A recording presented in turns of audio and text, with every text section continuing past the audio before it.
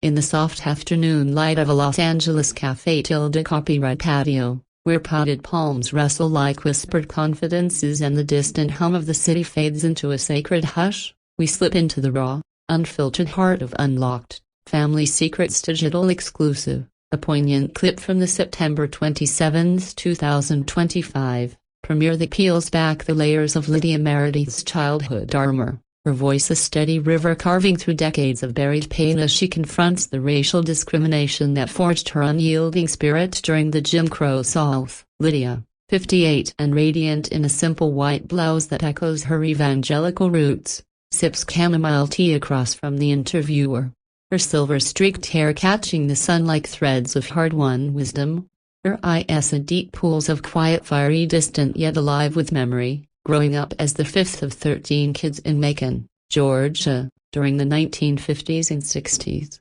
Discrimination wasn't a word we used, it was the air we breathed, the ground we walked on. The invisible chain around every black child's neck. The clip opens with archival black and white footage of segregated Macon, water fountains label-colored only, school buses rumbling past all white classrooms while black children trudged miles on foot, and lunch counters where her mother, Annie Mitchum, a domestic worker scrubbing floors for white families, could never sit to eat. Lydia leans in, her hands tracing the rim of her cup like braille on a scarred page, recounting her first brush with a beast at age 7, barred from the local library's whites-only reading room. She pressed her face to the window, watching white children devour books while she clutched a tattered hand-me-down Bible. Her father's were a sharecropper with calloused hands and a voice like gospel thunder whispering, "Knowledge is our quiet rebellion, baby girl." Flashbacks intercut with family photos, young Lydia in pigtails, squeezed between siblings on a sagging porch, her mother's weary smile masking the sting of denied wages for Negro work, her father's midnight marches with civil rights whispers that echoed Dr. King's distant calls. We were poor as dirt, eating cornbread and beans while white folks tossed scraps to dogs, but poverty was the least of it. Discrimination stole our dignity, made us invisible in our own land, Lydia says, her voice cracking like dry Georgia clay under summer sun. The exclusive weaves in her memoir The Gay Preacher's Wife, where she details how Jim Crow's boot crushed dreams, denied scholarships for colored girls, segregated schools with crumbling textbooks versus crisp new ones across town, and the terror of Sunday drives past burning crosses, her mother's prayer beads clicking like a metronome of fear. Experts chime in briefly, a civil rights historian noting how such microaggressions seeded intergenerational trauma, with black children internalizing worthlessness at rates 60% higher than peers. While Lydia shares a tender scar, at 10, taunted by white classmates for her kinky hair and lazy drawl, she straightened her locks with lie, burning her scalp in a bid for belonging, only for her father to cry, "Your crown's God-given. Don't let them tarnish it." Ex-fans flood the clip's premiere post, with at Soul South Stories tweeting, "Lydia's Jim Crow childhood tales and #Unlocked Family Secrets exclusive hit like a gut punch, a resilience wrapped in pain." OWN. Keep unlocking these truths. The segment's emotional core lands in Lydia's pivot to purpose. Those early wounds fueled her nonprofit beacon of hope, lifting impoverished black kids from Macon's shadows. Her voice rising, "Discrimination tried to dim my light, but it taught me to burn brighter for my sons." For the silenced. This opening act sets a tone of quiet fury and quiet grace, illustrating how a child's segregated world echoes into adulthood's advocacy, leaving viewers moved by Lydia's bold narrative, a testament to black endurance in America's unfinished symphony. As the cafe tilde copyright patio's shadows lengthen, Lydia Meredith's digital exclusive in Unlocked, Family Secrets deepens into the visceral textures of her Jim Crow childhood. The interviewer's not a silent invitation as Lydia's words paint Macon's segregated streets with the vivid ache of lived memory, her tea forgotten as she transports us to a Georgia where equal was a lie etched in law and lived in every denied glance. Lydia, her posture straightening like a spine refusing to bend, recounts the daily grind of discrimination's grindstone. At 9, walking 5 miles to her underfunded colored school, where leaky roofs dripped on outdated primers while the white academy across the tracks boasted air-conditioned halls and shiny microscopes.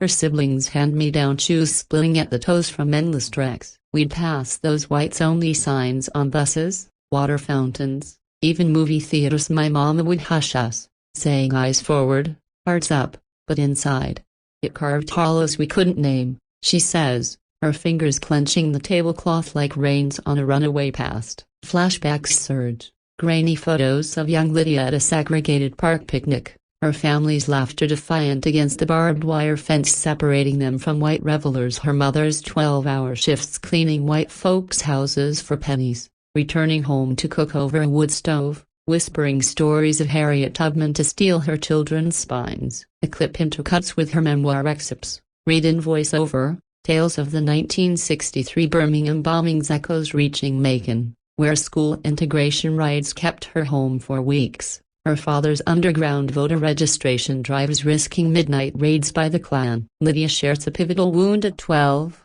denied entry to a whites-only swimming pool. She watched from the fence as white children splashed carefree, their laughter a tone that ignited her first spark of activism, sneaking library books through back doors, devouring Frederick Douglass undercovers with a flashlight. Experts layer in context. A sociologist explaining how Jim Crow's psychological warfare fostered double consciousness in black youth, leading to identity crises and health disparities that persist today. While Lydia reveals the personal toll, her impoverished home, one of 13 kids sharing a single bathroom, where meals were stretched thin and dreams thinner, discrimination compounding poverty into a cycle her parents broke through sheer will.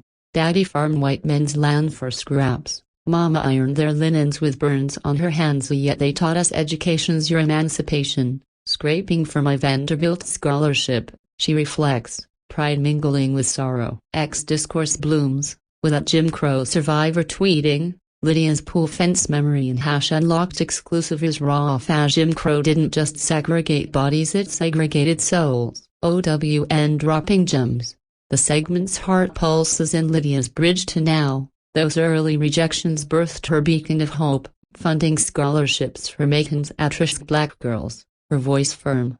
They tried to fence me out, but I built my own gate wide open for the next generation. This middle act immerses viewers in the era's grit and grace. Lydia's story, a bridge from segregated shadows to advocacy's light, leaving us reflective on how childhood's barbs sharpen the blade of lifelong fight.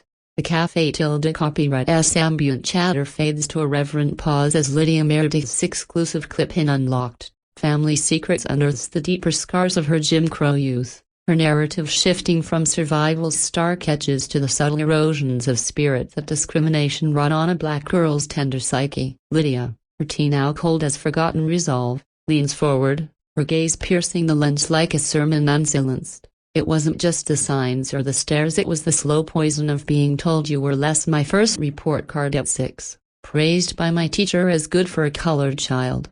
Like excellence was a white inheritance I could never claim. Flashbacks evoke the eerie's insidious intimacy. Lydia at 11, her family's church, a cramped clapboard sanctuary versus the grand white steeple where hymns of equality rang hollow against back pews reserved for visiting whites. Her father's deacon prayers avail over the deacon's whispers about staying in our lane.